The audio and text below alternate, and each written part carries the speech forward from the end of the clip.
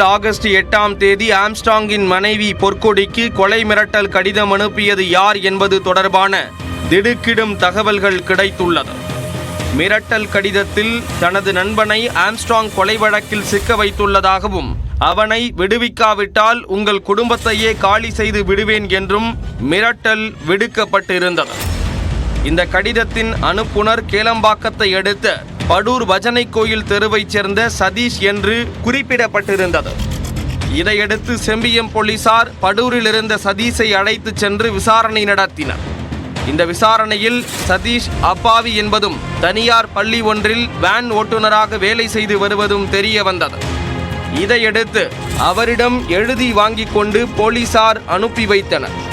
இந்நிலையில் ஆம்ஸ்ட்ராங் யார் என்று கூட தெரியாத படூரைச் சேர்ந்த சதீஷ் பெயரை ஏன் பயன்படுத்த வேண்டும் என்ற கோணத்தில் கேளம்பாக்கம் போலீசார் விசாரணை மேற்கொண்டனர். இந்த விசாரணையில் போலீசாருக்கு அதிர்ச்சிகரமான தகவல்கள் கிடைத்தன. செங்கல்பட்டைச் சேர்ந்த ரோஸ் நிர்மலா என்பவர் கடலூர் மாவட்டத்தில் மாவட்ட முதன்மை கல்வி அலுவலராக சில ஆண்டுகளுக்கு முன்பு பணிபுரிந்தார். அப்போது அவரிடம் தனியார் நர்சரி பள்ளி அங்கீகாரம் பெறும் விவகாரத்தில் கடலூரைச் சேர்ந்த அந்த பள்ளியின் தாளாளர் அருண்ராஜ் என்பவர் மோதல் போக்கில் ஈடுபட்டதாக கூறப்படுகிறது. அந்த பள்ளிக்கான அங்கீகாரத்தை வழங்க ரோஸ் நிர்மலா மறுத்துவிட்டார். பின்னர் அந்த பதவியிலிருந்து ரோஸ் நிர்மலா ஓய்வும் பெற்றுவிட்டார். தனது பள்ளிக்கு அங்கீகாரம் வழங்க மறுத்ததால் அவரை பழிவாங்குவதற்காக அருண்ராஜ் பல்வேறு செயல்களில் ஈடுபட்டார். ரோஸ் நிர்மலாவின் செங்கல்பட்டு வீட்டின் முன்பும் அவரது மகள் வசித்து வரும் படூர் வீட்டின் முன்பும் பல்வேறு அருவருக்கத்தக்க தகவல்களை போஸ்டர்களாக ஒட்டி வந்தார். இதுகுறித்து ரோஸ் நிர்மலா தாம்பரம் காவல் ஆணையரிடம் புகார் மனு அளித்ததை தொடர்ந்து கேளம்பாக்கம் போலீசார் விசாரணை நடத்தி கடந்த பிப்ரவரி மாதம் அருண்ராஜை கைது செய்து சிறையில் அடைத்தனர். இந்த வழக்கில் படூரைச் சேர்ந்த சதீஷ் தான் சாட்சியாக சேர்க்கப்பட்டிருந்தார். இதனால் சாட்சிகளை கலைக்கவும் மிரட்டவும் அருண்ராஜ் இந்த வேலையில் ஈடுபட்டுள்ளதாக முதற்கட்ட விசாரணையில் தெரிய வந்துள்ளது. கோவளத்தில் உள்ள கடலோர காவல் நிலையத்தை வெடிகுண்டு வைத்து தகர்ப்பேன் என்று ஒரு கடிதம் இதே படூரைச் சேர்ந்த சதீஷ் பெயரில் கடந்த மாதம் அனுப்பப்பட்டிருந்தது. இந்த கடிதமும் தற்போது ஆம்ஸ்ட்ராங் வீட்டுக்கு அனுப்பப்பட்ட கடிதமும் ஒரே மாதிரியாக உள்ளது. இரு கடிதங்களிலும் உள்ள எழுத்துக்கள் ஒரே மாதிரியாக உள்ளன. இதனால் சதீஷை சிக்க வைக்க அருண்ராஜ் தான் இதுபோல் போலியாக கடிதங்களை தயாரித்து கேளம்பாக்கம் போலீசாருக்கும் ஆம்ஸ்ட்ராங் வீட்டுக்கும் அனுப்பியிருக்க வேண்டும் என்ற கோணத்தில் போலீசார் விசாரணை நடத்தி வருகின்றனர். இதனிடையே அருண்ராஜை பிடிக்க கேளம்பாக்கம் போலீசார் கடலூர் விரைந்துள்ளனர். அருண்ராஜ் பிடிபட்ட பின்னரே போலி மிரட்டல் கடிதம் தொடர்பாக தெரிய வரும். ஆம்ஸ்ட்ராங் மனைவிக்கு கொலை மிரட்டல் விடுத்து கடிதம் அனுப்பியவர் மற்றும் கொலை வழக்கில் தொடர்புடைய 22வது நபர் என அடுத்தடுத்து விசாரணை விஸ்வரூபம் எடுத்துள்ளது. திட்டமிட்டு அரங்கேறிய படுபயங்கர கொலைக்கு என்னதான் காரணம் என்பது விசாரணையின் முடிவிலேயே தெரிய வரும்.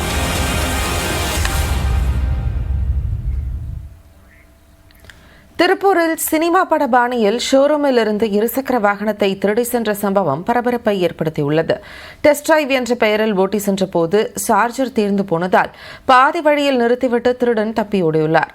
நடந்தது என்ன? ஓட்டி பார்த்தா வண்டி வாங்குவோம். என்ன சொல்றீங்க? ஓட்டி பார்க்கணுமா? சரி, ஓட்டி பாருங்க. ஓட்டி பார்க்கலாமா?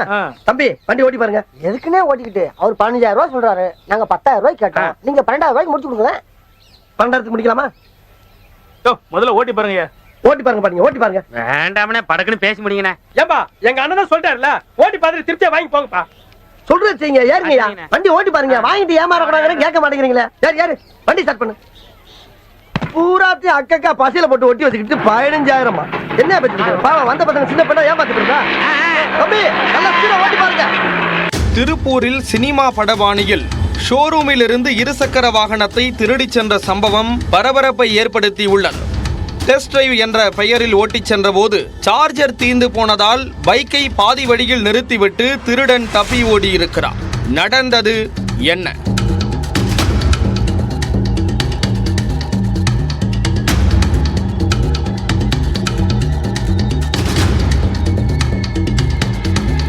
திருப்பூர் மாநகரின் பெருமாநல்லூர் சாலை பகுதியில் எலக்ட்ரிக் இருசக்கர வாகன ஷோரூம் அமைந்துள்ளது. இதில் எலக்ட்ரிக் ஸ்கூட்டரை விலைக்கு வாங்குவதற்காக வாடிக்கையாளர் ஒருவர் வந்துள்ளார்.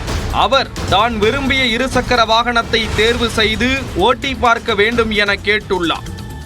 இதையடுத்து ஷோரூமில் இருந்த ஊழியர் உடனடியாக அவருக்கு டெமோ வாகனத்தை ஓட்டக் கொடுத்துள்ளார்.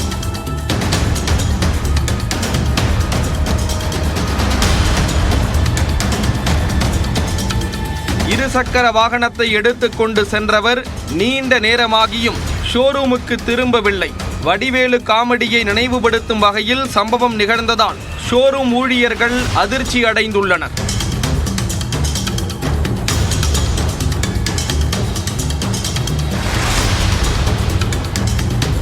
இதையடுத்து ஊழியர்கள் பல்வேறு இடங்களில் தேடிச் சென்ற போதும் டெஸ்ட் டிரைவிங் சென்ற வாடிக்கையாளரையும் காணவில்லை.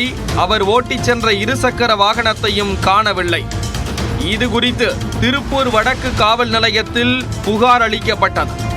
இதனிடையே இருசக்கர வாகனத்தை திருடிக் கொண்டு புயல் வேகத்தில் சென்ற திருடனுக்கு அதிர்ச்சி காத்திருந்தது. நன்றாக ஓடிக்கொண்டிருந்த பைக் திடீரென பாதி வழியில் நின்றுள்ளது. அப்போதுதான் தான் திருடி வந்தது எலக்ட்ரிக் பைக் என்பது தெரிய வந்தது. சார்ஜ் தீந்து போனதால் திருட்டு பைக்கை தொடர்ந்து ஓட்டிச் செல்ல முடியாது என்பதை உணர்ந்து கொண்டு பெருமாநல்லூர் அருகே சாலை ஓரம் இருசக்கர வாகனத்தை நிறுத்திவிட்டு தப்பி ஓடியுள்ளார். அழையா விருந்தாளியாக வந்த வாடிக்கையாளரால் திருடிச் செல்லப்பட்ட இருசக்கர வாகனம் ஷோரூம் நிர்வாகத்திடம் ஒப்படைக்கப்பட்டது. டெஸ்ட் டிரைவிங் என்ற பெயரில் இருசக்கர வாகனம் திருடப்பட்ட சம்பவம் திருப்பூரில் பரபரப்பை ஏற்படுத்தியுள்ளது.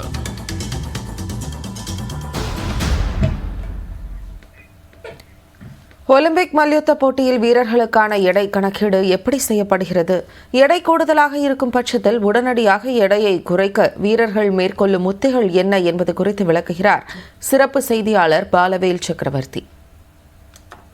ஒலிம்பிக் போட்டியில மல்யுத்த வீராங்கனை வினேஷ் போகத் 100 கிராம் எடை கூடுதலாக இருந்தார் என்கிற காரணத்தால் அவர் தகுதி நீக்கம் செய்யப்பட்டிருக்கிறார். மல்யுத்த வீரர்களுக்கான இந்த எடை நிர்ணயம் என்பது என்னவாக இருக்கிறது அப்படிங்கிற விவரங்களை இப்ப நம்ம பார்க்கலாம். மல்யுத்த வீரர்களை பொறுத்த வரைக்கும் ஒவ்வொரு நாளும் போட்டி நாளன்று காலையில வீரர்களினுடைய எடை என்பது பரிசோதனை செய்யப்படும். இந்த எடை என்பது அனுமதிக்கப்பட்ட அளவை விட கூடுதலாக எடை இருக்கக்கூடாது அப்படிங்கிறது தான் விதிமுறை. ஒருவேளை 50 கிலோ எடைப்பிரிவு அப்படின்னா அதனுடைய எடை குறைவாக இருக்கலாமே தவிர கூடுதலாக ஒரு 50 கிராம் கூட இருக்கக்கூடாது. அதே நேரத்தில் வீரர்கள் அணியக்கூடிய அந்த உடையையும் சேர்த்துத்தான் எடை என்பது கணக்கீடு செய்யப்படுகிறது. அதே நேரத்தில் எடை அதிகமாக இருக்கும் பட்சத்தில் என்ன நடக்கும் அப்படின்னு பார்த்தோம்னா போட்டியினுடைய முதல் நாள்ல எடையை நிரூபிப்பதற்கு வீரர்களுக்கு தரப்படக்கூடிய நேரம் என்பது 30 நிமிடங்கள். அந்த 30 நிமிடங்கள்ல வீரர்கள் எடையை நிரூபிக்கணும். ஒருவேளை எடை அதிகமாக இருக்கும் பட்சத்தில் வீரர்கள் அந்த எடையை குறைப்பதற்கான முயற்சியில ஈடுபடுவாங்க. ஒருவேளை எடை கூடுதலாக இருக்கும் பட்சத்தில் 30 நிமிடங்களுக்கு பிறகும் அந்த எடையை குறைக்க முடியல அப்படின்னா போட்டியிலிருந்து வீரர்கள் தகுதி நீக்கம் செய்யப்படுவார்கள். அது ஒருவேளை அந்த முதல் நாளில் அவர்கள் வெற்றி பெற்று இரண்டாவது நாளுக்கு வரும் பட்சத்தில் இரண்டாவது நாளிலும் எடை பரிசோதனை செய்யப்படும். அப்படி அவர்களுக்கு கொடுப்பதற்கான நேரம் அப்படின்னு பார்த்தோம்னா அது வெறும் 15 நிமிடங்கள் மட்டும்தான் வீரர்களுக்கு அந்த நேரம் என்பது கொடுக்கப்படும். சரி, உடனடியா வீரர்கள் அந்த எடை குறைப்பு நடவடிக்கையில் ஈடுபடணும். அதற்கு என்னெல்லாம் பண்றாங்க அப்படிங்கிற விவரங்களை நம்ம பார்க்கலாம். அப்படி பார்த்தோம்னா பாடியை டீஹைட்ரேட் பண்றது, அதாவது நீர்ச்சத்தை உடலில் இருந்து இழப்பது அப்படிங்கிறது வீரர்களுக்கு கை கொடுக்கக்கூடிய ஒரு விஷயமாக இருக்கிறது. அது மட்டும் இல்லாம அது டீஹைட்ரேட் பண்றது அப்படின்னா அதுல முதன்மையான விஷயம் வியர்வையை வெளியேற்றுவது. சானா அப்படின்னு சொல்லக்கூடிய ஸ்டீம் பாத் எடுக்கிறது வீரர்களுக்கு மிக முக்கியமான ஒன்றாக இருக்கிறது. அதற்கு பிறகு இயற்கையான உபாதைகளை வெளியேற்றுவது, சிறுநீர் மலம் கழிக்கிறது அப்படிங்கிறதும் கூட உடல் எடையை குறைப்பதற்கான ஒரு உத்தியாக பார்க்கப்படுகிறது.